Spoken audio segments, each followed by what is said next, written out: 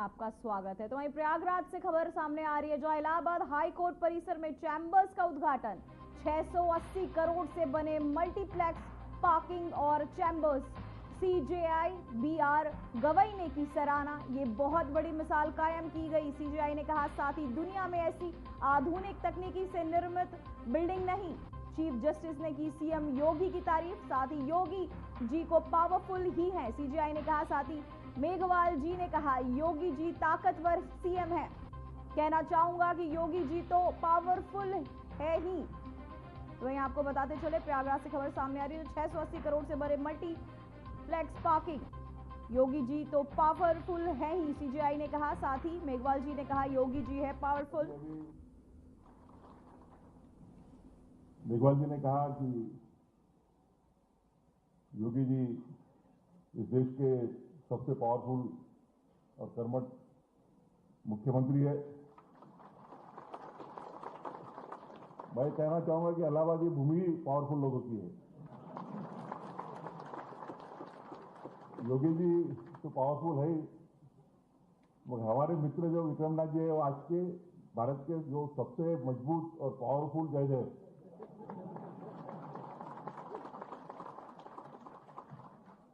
कुछ बातें आज कहना नहीं चाहूंगा, 24 नवंबर के बाद बोलूंगा।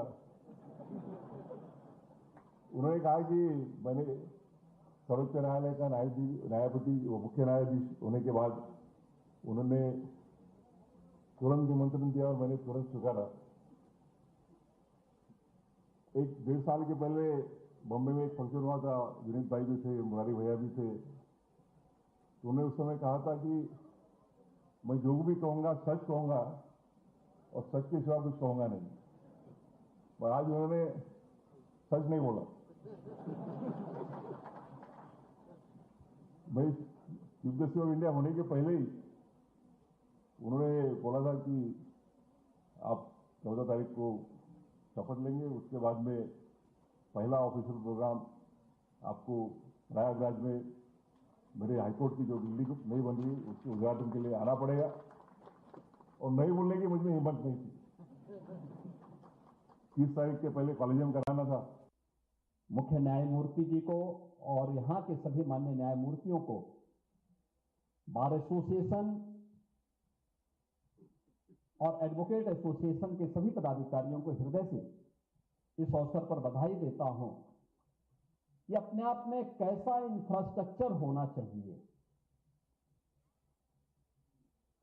और ये मॉडल अपने आप में है। ये केवल मॉडल केवल बार और बेंच के लिए नहीं, बल्कि अक्सर हम लोग इस बात को देखते हैं कि हम मल्टी लेवल पार्किंग बनाते हैं, लेकिन वहां कोई जाता नहीं। और मैं बार बार अपने सभी जितने भी हमारी अर्बन बॉडीज हैं उनसे कहता हूं, भाई देखो, मल्टी लेवल पार्किंग जब बनाओगे वे तभी सफल होंगे जब आप उसके कुछ स्पेस को कॉमर्शियल रूप से उपयोग करेंगे। उसमें दीजिए उस प्रकार की व्यवस्था।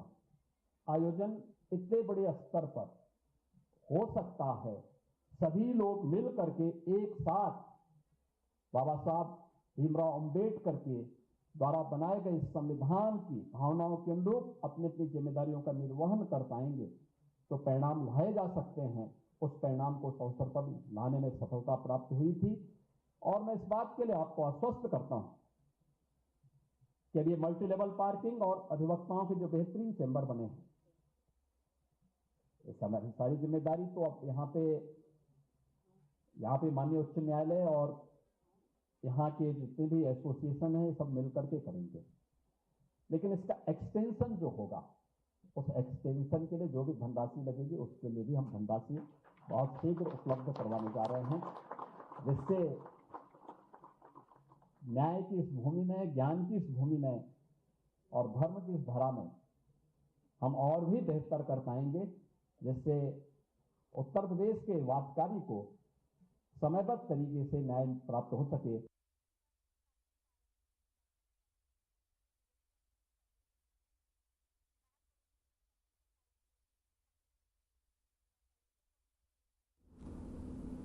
भारत ने एक बार फिर दिखा दिया कि आतंकवाद के मुद्दे पर वो न सिर्फ सैन्य मोर्चे पर मजबूत है बल्कि कूटनीतिक मोर्चे पर भी उसे नजरअंदाज करना किसी के लिए आसान नहीं। जहां ऑपरेशन सिंदूर के बाद पाकिस्तान को अंतर्राष्ट्रीय मोर्चे पर समर्थन देने वाले कोलंबिया ने अब अपना बयान वापस ले लिया है। शशि थरूर के नेतृत्व में गए भारतीय प्रतिनिधिमंडल ने जिस तरह से भारत का पक्ष रखा उसने पूरी तस्वीर ही बदल दी। देखिए रिपोर्ट।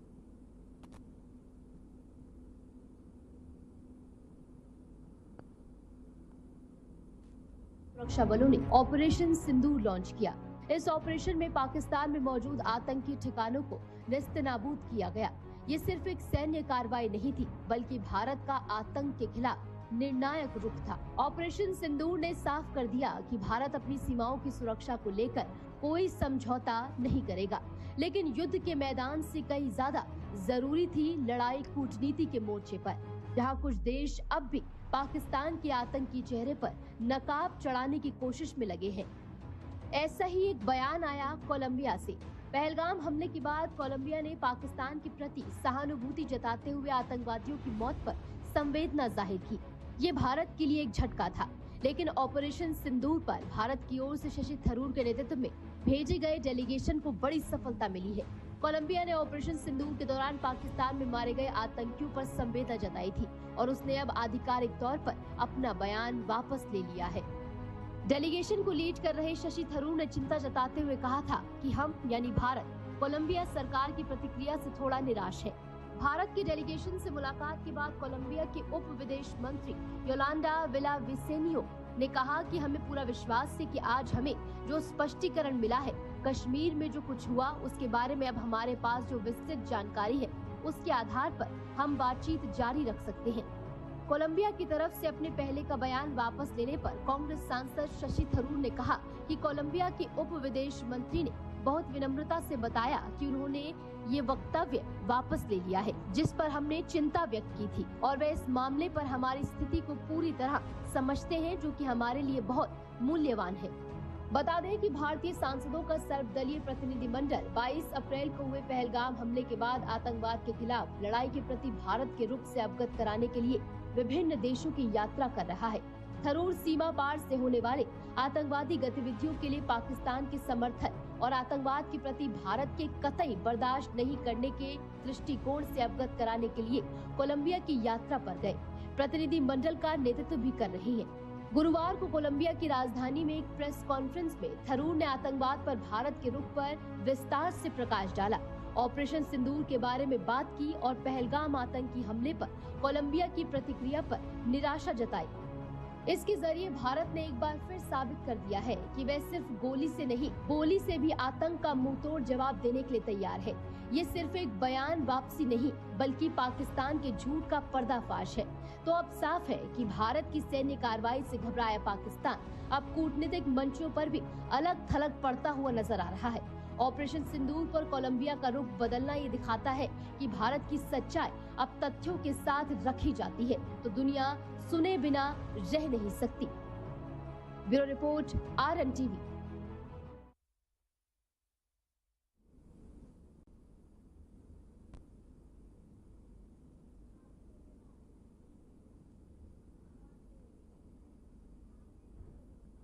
देश में एक बार फिर कोरोना ने दस्तक ने लोगों को सतर्क कर दिया है। कई महीनों की शांति के बाद अब कोविड संक्रमण तेजी से बढ़ने लगा है।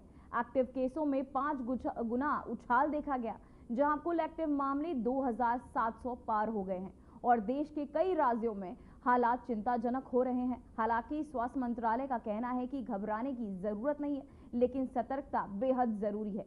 देखिए हमारी ये रिपोर्ट। देश में कोरोना वायरस फिर डराने लगा है। कुछ महीने तक लगभग शांत रहा वायरस अब दोबारा रफ्तार पकड़ने लगा है। ताजा आंकड़ों के मुताबिक कोविड के एक्टिव केस 2710 पहुंच चुके हैं। सबसे ज्यादा प्रभावित राज्य केरल, महाराष्ट्र और दिल्ली है। केरल में 1147 केस रिपोर्ट किए गए हैं। उसके बाद महाराष्ट्र में 424 केस दर्ज किए गए हैं। 30 मई की सुबह 8 बजे तक के आंकड़े के मुताबिक दिल्ली में 294 और गुजरात में 233 मरीज मिल चुके हैं। कर्नाटक और तमिलनाडु में 148 केस दर्ज किए गए हैं, जबकि पश्चिम बंगाल में 116 मामले दर्ज किए गए हैं। पिछले 24 घंटे में 7 मौतें भी दर्ज की गई हैं। इस साल के पहले 5 महीनों में मरने वालों की संख्या 22 हो गई है।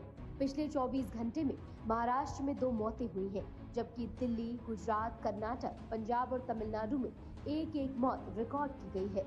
दिल्ली में 60 वर्षीय महिला की मौत हुई है।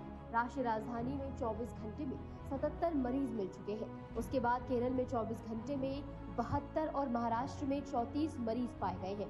बीते सप्ताह यानी 25 मई तक कोविड केसों में 5 गुना उछाल देखने को मिला था और आंकड़ा 1000 के पार पहुंच चुका था। केरल में सबसे ज्यादा कोरोना टेस्ट किए गए हैं। संभवतः इससे वहां मरीज भी सबसे ज्यादा ट्रेस हुए हैं। मिजोरम में भी कोरोना के 2 केस सामने आए हैं। यहाँ 7 महीने बाद कोरोना के मरीज मिले हैं। तो चलिए अब आपको उछाल के पीछे की वजह बताते हैं। माना जा रहा है कि ओमिक्रॉन के 2 नए सब वेरिएंट JF7 और NB.1.8.1 ने टेंशन बढ़ाई है। कोरोना केसेस में अचानक हुई इस वृद्धि के लिए इन्हीं 2 वेरिएंट्स को जिम्मेदार बताया जा रहा है। हालांकि JN.1 अभी भी प्रमुख वेरिएंट बना हुआ है। अब तक विश्व स्वास्थ्य संगठन यानी कि WHO ने LF.7 या NB.1.8.1 को चिंताजनक वेरिएंट के रूप में क्वालिफाइड नहीं किया है। हालांकि स्वास्थ्य मंत्रालय ने कहा है कि कोरोना के अधिकांश मामले हल्के हैं और घबराने की कोई भी जरूरत फिलहाल नहीं है। एक्सपर्ट्स ने सुझाव दिया है कि नए वेरिएंट में कुछ हद तक प्रतिरक्षा से बचने की क्षमता हो सकती है, लेकिन इस बात का कोई सबूत नहीं है कि वे लंबे समय तक गंभीर संक्रमण का कारण बन सकते हैं।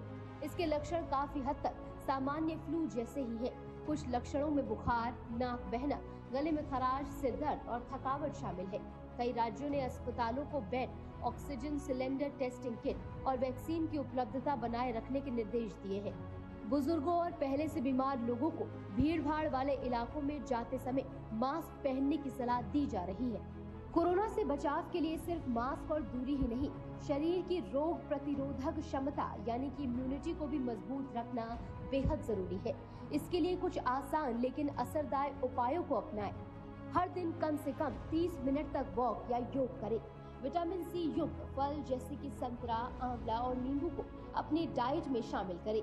हल्दी वाला दूध और गुनगुना पानी पीने की आदत डालें। नींद पूरी लें, कम से कम 7 से 8 घंटे की नींद लें। तनाव से बचें, ध्यान यानी मेडिटेशन करें। धूम्रपान और शराब से दूरी बनाए रखें। स्वस्थ शरीर ही कोरोना से लड़ने का सबसे मजबूत हथियार है, क्योंकि फिलहाल कोरोना की रफ्तार भले ही पहले जैसी नहीं है, लेकिन लापरवाही भारी पड़ सकती है। विशेषज्ञ भी साफ कह रहे हैं कि मास्क पहनना, सोशल डिस्टेंसिंग और हाथों की सफाई अब भी जरूरी है। अभी डरने की नहीं, सतर्क रहने की जरूरत है। Bureau report, RNTV। Mafia don Mukhtar Ansari के बेटे और मऊ सदर से विधायक अब्बास अंसारी को नफरत फैलाने वाली जुबान का फल आखिर मिल ही गया।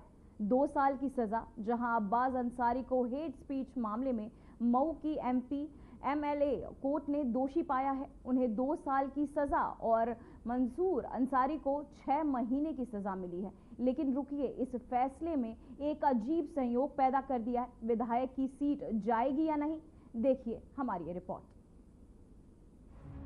साल था 2022। चुनावी गर्मी अपने चरम पर और मंच पर खड़े थे अब्बास अंसारी। उन्होंने माइक उठाया और माइक से गिराया एक राजनीतिक रॉकेट। बोले कि सरकार बनने दो, फिर अफसरों को देख लेंगे। कानून ने सुना, FIR ने लिखा और IPC की धाराएं जैसे झुलस गई। धारा 171F, 506, 153A और 120B जैसे सेक्शन अब्बास के नाम हो गए, मानो किसी विश्वविद्यालय में ऑनर्स की डिग्रियां मिली हो। अब्बास अंसारी पर आपराधिक धमकी देना, चुनाव अधिकार का गलत इस्तेमाल करना, सरकारी कार्यों में बाधा डालने, सरकारी कर्मचारी को धमकाने और धर्म जाति के आधार पर वैमनस्य फैलाने और षड्यंत्र रचने की धाराएं लगी थी। जिसके बाद आखिरकार अब CJM कोर्ट ने माफिया मुख्तार अंसारी के बेटे और मऊ सदर से सुबह सपा विधायक अब्बास अंसारी को हेट स्पीच मामले में दोषी करार दिया है। वहीं चाचा मंसूर अंसारी को षड्यंत्र में भागीदार होने का दोषी पाया गया है। अब मऊ की CJM कोर्ट ने अब्बास अंसारी को 2 साल की सजा और मंसूर अंसारी को 6 महीने की सजा सुनाई है। साथ ही दोनों पर 2000 रुपए का जुर्माना भी लगाया गया है। कोर्ट में सजा के ऐलान के बाद अब्बास अंसारी ने तय किया है कि वे मऊ के सीजेएम कोर्ट के फैसले के खिलाफ हाई कोर्ट का दरवाजा खटखटाएंगे। अब्बास अंसारी का कहना है कि उन्हें ठीक से सुना नहीं गया, इसलिए अब वे शिकायत लेकर हाई कोर्ट जाएंगे। अब इसके बाद एक सवाल ये भी उठ रहा है कि क्या अब्बास अंसारी की कुर्सी बची रहेगी। ये कयास लगाए जा रहे थे कि सजा की समय सीमा अब्बास अंसारी की विधायकी पर असर डाल सकती है। सवाल उठ रहे थे कि क्या सुबह सपा विधायक अब्बास अंसारी की विधानसभा सदस्यता रद्द की जाएगी। हालांकि अब ये स्पष्ट हो गया है कि अब्बास अंसारी की विधानसभा सदस्यता सुरक्षित है, क्योंकि अगर अब्बास अंसारी को 2 साल से ज्यादा की सजा होती तो उन्हें अपनी विधानसभा की कुर्सी छोड़नी पड़ती।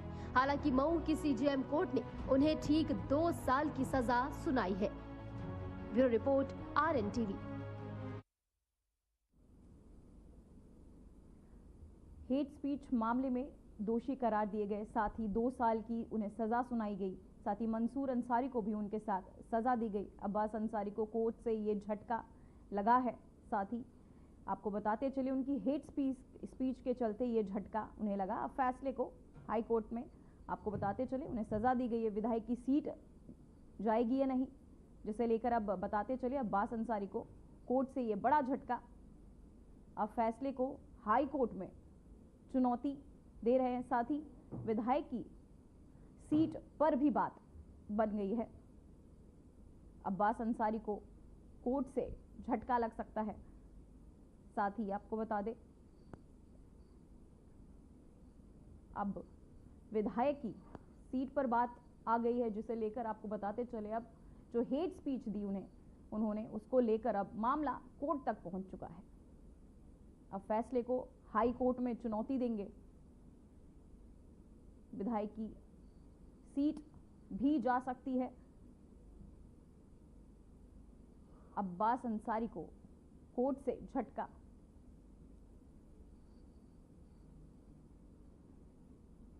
प्रधानमंत्री नरेंद्र मोदी ने एक बार फिर पाकिस्तान को चुनौती दी है। मध्य प्रदेश के भोपाल पहुंचे पीएम मोदी ने नापाक को 2 टूक कहा कि पाकिस्तान को गोली का जवाब गोले से मिलेगा। उन्होंने सिंदूर को भारत के शौर्य का प्रतीक बताया। पीएम मोदी ने कहा कि आतंकियों ने नारी शक्ति को चुनौती दी थी और यही चुनौती उन्हें और उनके आकाओं को भारी पड़ी है। दरअसल पीएम मोदी लोक माता देवी अहिल्याबाई महिला सशक्तिकरण महासम्मेलन में शामिल हुए, जहां पीएम मोदी का ये कार्यक्रम मध्य प्रदेश के विकास की रफ्तार को दे रहा, आपको बताते चले तो दे ही रहा था। साथ ही महिलाओं को सशक्त संदेश देने के साथ साथ नापाक इरादों को ललकार भी दे गया। देखिए ये रिपोर्ट। भोपाल में पीएम मोदी का सिंदूरी स्वागत। नारी शक्ति को सलाम, जय नारी शक्ति। जंबूरी मैदान में लहराए हजारों तिरंगे।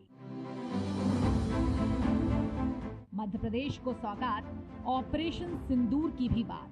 अपने प्रदेश की तरफ से देखता हूं तो आपने अपने इस शासनकाल के अंदर जो विकास के कारवां का नया मुकाम हासिल किया है, लेकिन विकास 2014 के बाद से 2025 तक विकास के मामले में भारत आज 4थी अर्थव्यवस्था बना है। ये हमारे लिए सौभाग्य की बात है।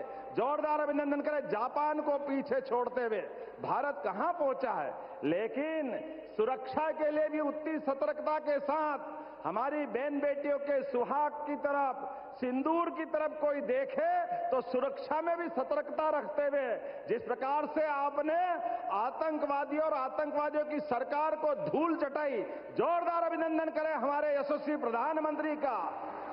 हमारा आज अहिल्या माता का जन्म जयंती मनाना सच्चे अर्थों में सार्थक हो रहा है। पूरे साल हमने अलग अलग कार्यक्रम किए हैं, लेकिन अहिल्या माता ने भी जिस प्रकार से देश और धर्म की रक्षा के लिए अपना पूरा जीवन जिया, उसी प्रकार से यशस्वी प्रधानमंत्री भी देश की सीमाओं पर आतंकवादियों द्वारा किए गए घटनाक्रम का बहन बेटियों के साथ जिस प्रकार से उनके अपने सुहाग पर सिंदूर पे हाथ डालने का प्रयास किया, आपने घर में घुस के उनको ठिकाने लगाने का काम किया है। ये हमारे लिए अत्यंत गर्व की बात है। मैं पुनः मध्य प्रदेश सरकार की ओर से नारी कल्याण के कई सारे काम चल रहे हैं, लेकिन आज हमारे लिए तो केवल आपको सुनने का समय है। हम कुछ न बताते हुए केवल आपका वंदन कर रहे हैं, अभिनंदन कर रहे हैं। देश के दिल में ऑपरेशन सिंदूर की धमक बोल रही है। मध्य प्रदेश में पीएम मोदी का भव्य स्वागत हुआ, सिंदूरी स्वागत हुआ। एमपी को बड़ी सौगात मिली। ऑपरेशन सिंदूर पर भी बात हुई। प्रधानमंत्री नरेंद्र मोदी ने लोकमाता देवी अहिल्याबाई महिला सशक्तिकरण महासम्मेलन में भाग लिया। जम्बूरी मैदान मानिए महिला सशक्तिकरण का मजबूत संदेश देता हुआ नजर आया। जी हाँ, मध्य प्रदेश तैयार था। झीलों का शहर भोपाल दुल्हन की तरह सजा था। प्रधानमंत्री नरेंद्र मोदी के साल के दूसरे भोपाल दौरे पर स्वागत के लिए तैयार था वो मंच जहां से पीएम मोदी सिंहस्थ 2028 के निर्माण कार्यों से लेकर मध्य प्रदेश को उसकी पहली मेट्रो ट्रेन का तोहफा देने वाले थे। तैयार था वो जम्बूरी मैदान जहां पीएम मोदी ने लोकमाता देवी अहिल्याबाई होलकर की 300वीं जयंती पर अपना संबोधन दिया। संबोधन से पहले उन्होंने 1271 अटल ग्राम सुशासन भवनों के निर्माण के लिए रिमोट का बटन दबाकर 483 करोड़ की पहली किश्त जारी की। ये भवन ग्राम पंचायतों को स्थायी बुनियादी ढांचा प्रदान करेंगे और ग्रामों में विकास और सुशासन की सशक्त आधारशिला रखेंगे। इसके बाद पीएम मोदी ने लोकमाता देवी अहिल्याबाई होलकर जी की 300वीं जयंती के पावन मौके पर सतना और दतिया हवाई अड्डों का वर्चुअली लोकार्पण किया और इसके बाद बारी थी लोकमाता देवी अहिल्याबाई महिला सशक्तिकरण महासम्मेलन में इंदौर मेट्रो के वर्चुअल लोकार्पण की। अहिल्याबाई कहती थी कि शासन का सही अर्थ जनता की सेवा करना और उनके जीवन में सुधार लाना होता है। आज का कार्यक्रम उनकी इस सोच को आगे बढ़ाता है। आज इंदौर मेट्रो की शुरुआत हुई है। दतिया और सतना भी अब हवाई सेवा से जुड़ गए हैं। ये सभी प्रोजेक्ट मध्य प्रदेश में सुविधाएं बढ़ाएंगे, विकास को गति देंगे और रोजगार के अनेक नए अवसर बनाएंगे। तो मध्य प्रदेश को पहली रेल मेट्रो की सौगात मिल गई। पीएम मोदी ने कहा अब इंदौर की पहचान उनकी मेट्रो से होने जा रही है। भोपाल में भी मेट्रो का काम तेजी से हो रहा है। क्योंकि ये सभी जनसेवा से जनसमर्पण से जुड़े हुए कार्य थे, ऐसे में पीएम मोदी ने आम जनमानस को लोक माता अहिल्याबाई की प्रभु सेवा और जनसेवा से भी रूबरू कराया। 250-300 साल पहले जब देश गुलामी की जंजीरों में जकड़ा हुआ था, उस समय ऐसे महान कार्य कर जाना कि वह आने वाली अनेक पीढ़ियां उसकी चर्चा करें, ये कहना तो आसान है, करना आसान नहीं था। साथियों, लोक माता अहिल्याबाई ने प्रभु सेवा और जन सेवा इसे कभी अलग नहीं माना। कहते हैं वे हमेशा शिवलिंग अपने साथ लेकर चलती थी। उस चुनौतीपूर्ण कालखंड में एक राज्य का नेतृत्व कांटों से भरा ताज कोई कल्पना कर सकता है?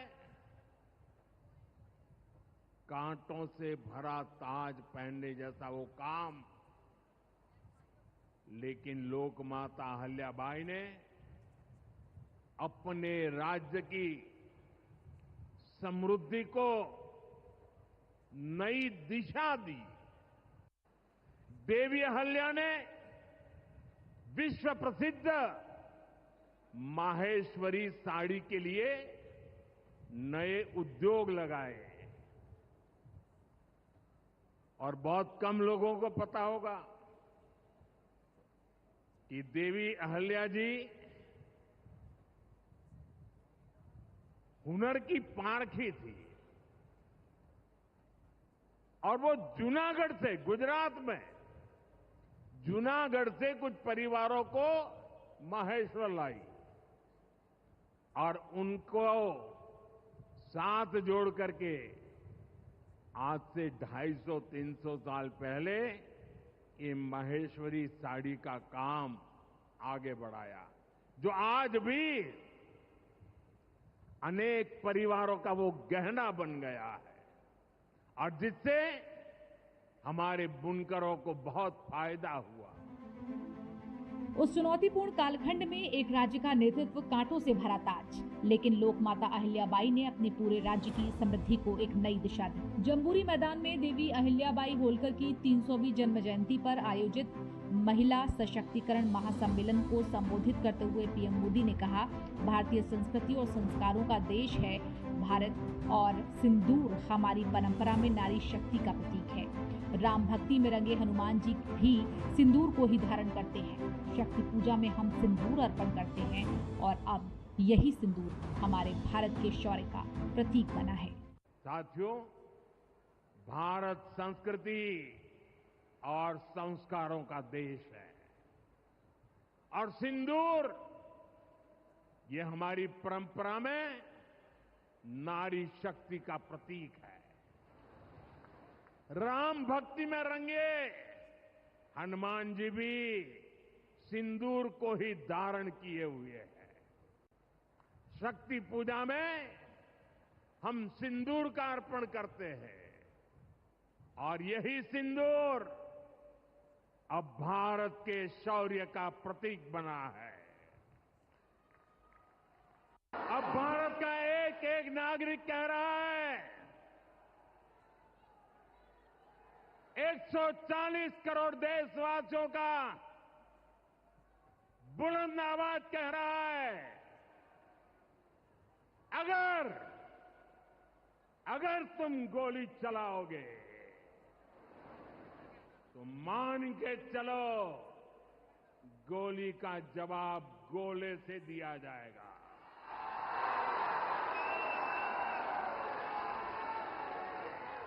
पीएम मोदी ने पाकिस्तान को ललकारते हुए कहा कि अगर तुम गोली चलाओगे तो मानकर चलो गोली का जवाब गोले से दिया जाएगा। अब भारत का एक एक नागरिक कह रहा है, 140 करोड़ देशवासियों का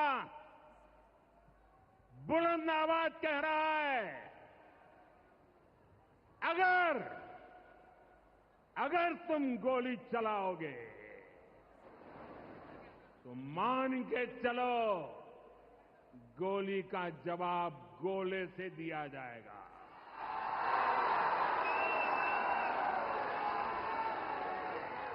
भारत माता के जयकारों के बीच गरजते हुए पीएम मोदी ने कहा कि परिस्थितियां कितनी ही विपरीत क्यों ना हो, मजबूत इच्छा शक्ति के बूते परिणाम लाकर दिखाया जा सकता है। देवी अहिल्याबाई प्रतीक है कि जब इच्छा शक्ति होती है,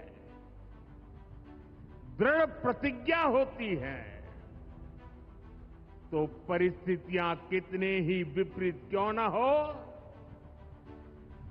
परिणाम लाकर दिखाया जा सकता है। 250-300 साल पहले जब देश गुलामी की जंजीरों में जकड़ा हुआ था, उस समय ऐसे महान कार्य कर जाना कि आने वाली अनेक पीढ़ियां उसकी चर्चा करें, ये कहना तो आसान है, करना आसान नहीं था। पीएम मोदी के मूल मंत्र से अभिभूत मुख्यमंत्री मोहन यादव ने पीएम मोदी का आभार जताया। मैं प्रदेश की तरफ से देखता हूं तो आपने अपने इस शासनकाल के अंदर जो विकास के कारवां का नया मुकाम हासिल किया है। लेकिन विकास 2014 के बाद से 2025 तक विकास के मामले में भारत आज चौथी अर्थव्यवस्था बना है। ये हमारे लिए सौभाग्य की बात है। जोरदार अभिनंदन करें। जापान को पीछे छोड़ते हुए भारत कहां पहुंचा है। लेकिन सुरक्षा के लिए भी उतनी सतर्कता के साथ हमारी बहन बेटियों के सुहाग की तरफ, सिंदूर की तरफ कोई देखे तो सुरक्षा में भी सतर्कता रखते हुए जिस प्रकार से आपने आतंकवादियों और आतंकवादियों की सरकार को धूल चटाई, जोरदार अभिनंदन करें हमारे यशस्वी प्रधानमंत्री का। सीएम मोहन यादव की माने तो राज्य विकास और लोक कल्याण के संकल्प पथ पर अग्रसर है। इस मौके पर देवी अहिल्याबाई होलकर की 300वीं जयंती के महत्व को दर्शाते हुए पीएम मोदी ने भी एक स्मारक डाक टिकट और 300 रुपए का एक विशेष सिक्का भी जारी किया। देखा जाए तो मध्य प्रदेश के विकास की रफ्तार का पहिया अब और तेजी से घूम रहा है। इस बीच इंदौर मनमाड़ रेल परियोजना को स्वीकृति भी मिल चुकी है। मध्य प्रदेश का दतिया और सतना भी हवाई सेवा से जुड़ चुके हैं। अब मां पीताम्बरा पवित्र चित्रकूट धाम के दर्शन करना भी आसान हो जाएगा। और सरकार की माने तो अब हम इतिहास के उस मोड़ पर हैं जहां हमें अपनी सुरक्षा, अपने सामर्थ्य और अपनी संस्कृति को हर स्तर पर हमें तेजी से आगे बढ़ाना होगा। महिलाओं को और सशक्त करना होगा और महिलाओं को सशक्त बनाने से लेकर हर पहलू तक सरकार का सभी को भरपूर समर्थन भी है और उन्हें आगे बढ़ने में मदद करना उनका लक्ष्य, ताकि सेवा सुशासन के साथ साथ समाज का हर तबका सबका साथ, सबका विकास और सबका विश्वास के नारे पर खरा उतर सके। Bureau report RNTV। फिलहाल रिपोर्ट्स में बस इतना ही। मुझे दीजिए इजाजत। नमस्कार।